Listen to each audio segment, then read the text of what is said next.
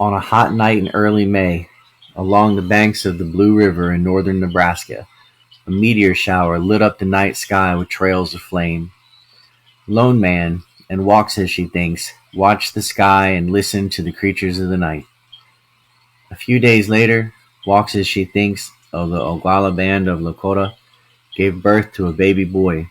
His father of the Brule band of Lakota named him Red Cloud after the meteor shower. Just 4 years later, Lone Man drank himself to death, died of alcoholism. Walks as she thinks moved in with her band in the Dakota territories, and her relatives, Old Smoke and White Hawk, Red Cloud's uncles, her brothers, would teach Red Cloud how to hunt buffalo and how to fight. Red Cloud, as he got older, could shoot 10 arrows in the air at once before one of them hit the ground. He could ride at a gallop with no saddle, and he knew how to fight with a knife. He grew to be 6 feet tall and was well built, really big back then. He was fearless. He scalped his first opponent, a Pawnee, when he was only 16 years old. He took over for his uncle White Hawk when White Hawk died to become a war chief, but not before he could raise his status, which we'll talk about in a minute. Red Cloud, because of his father's death, it being a humiliating way to die, kind of lived with that shame, and that was holding him down from becoming a head chief. So he had proven himself in battle.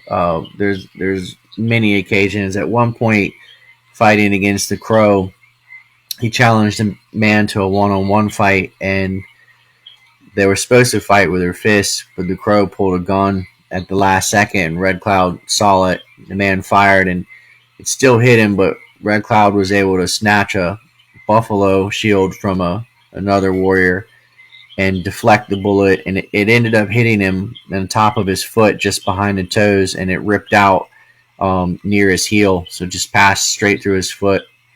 He then charged the man hobbling over there with a hole in his foot, and they started to fight and beat each other with knives and knuckles, and eventually he cut the guy's heart out and then held it up to the cheers of his men. So Red Cloud had proven himself on the battlefield, and he'd proven himself a good hunter. But the only way that he could move up at this point was through marriage. And so he's going to fall in love with two women, one named Pretty Owl and one named Pine Leaf. And he really liked Pine Leaf the best, but Pretty Owl's family was more prominent.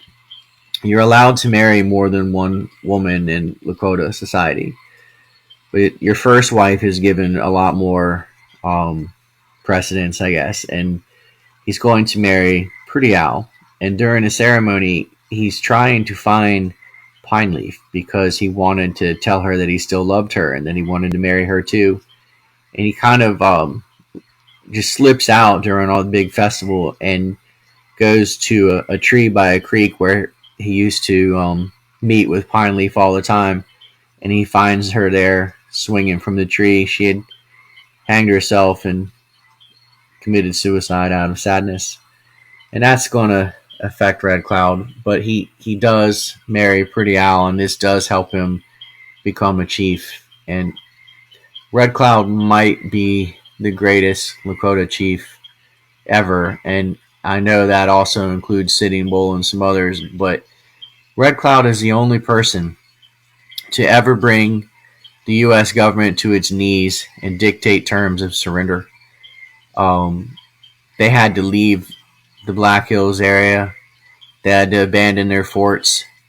And then Red Cloud had the satisfaction of burning, Fort Reno and burning Fort Smith and burning Fort Kearney. Some of these were over 800 acres, and contained several houses and buildings, and they were all just ash, and the Americans had to tuck tail and leave.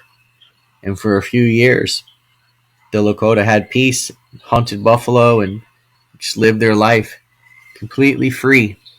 No rent, no mortgage, No employee, employer, no one owns the land.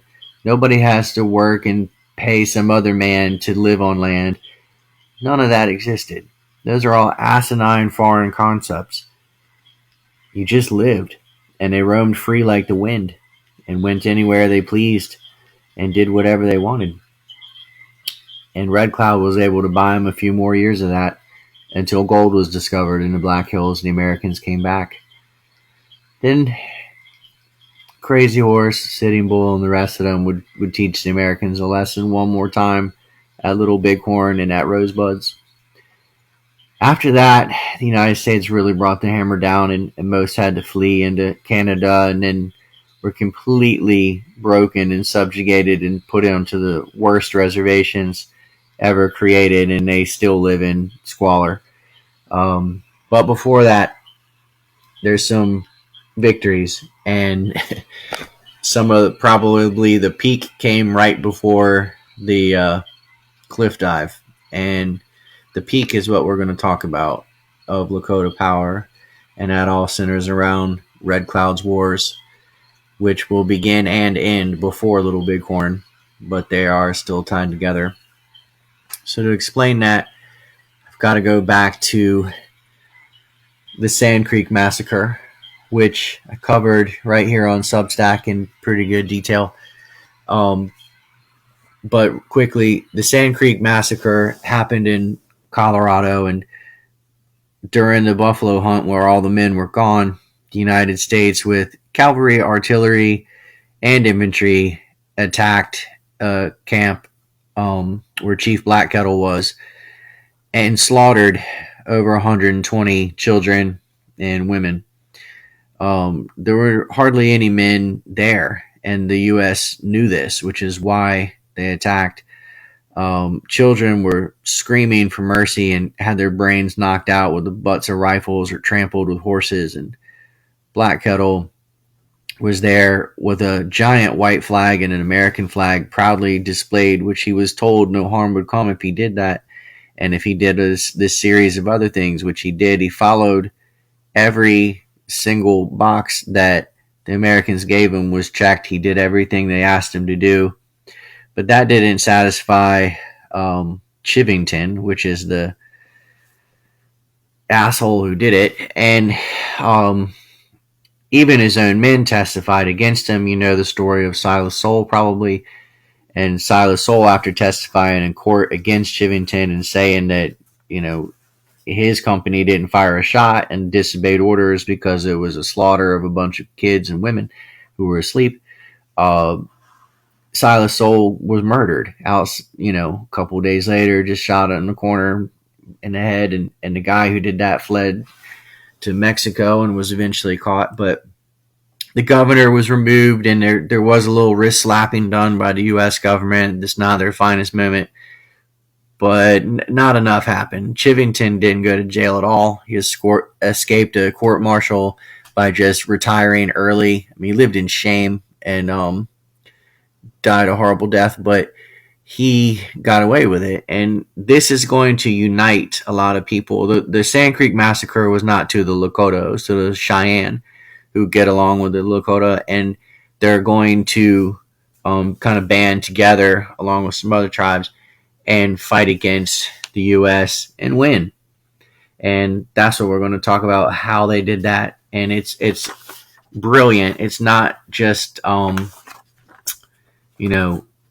some lucky thing that happened or the U.S. didn't commit to it or all these other excuses you hear. When we get into the details of it, they outsmarted the U.S., and the U.S. has had trouble understanding that, I think, still, because their brains are clouded for the most part. But they outsmarted them time and time and time again. And it was all Red Cloud's doing for the most part. So, anyway, let's get into that story in the next episode. We'll get into the first couple skirmishes and how things will escalate and eventually end in the surrender of the U.S. to Red Cloud. I hope that you'll come back and listen to part 2. This is part 1.